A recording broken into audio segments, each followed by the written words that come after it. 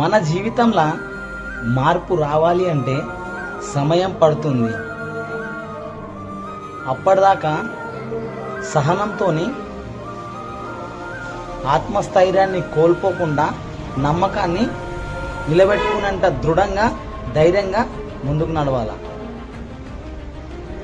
Automatic నువ్వు అనుకున్న time వస్తుంది, నీ లైఫ్ చేంజ్ అవుతుంది.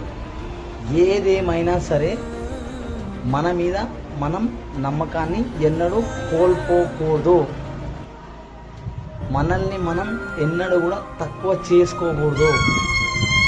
నాతోనిది కాదులే అని అనుకోకుండా నేను చేయగలుగుతా, నాతోనవుతుంది. అది జీవితంలో ముందడుగేయడానికి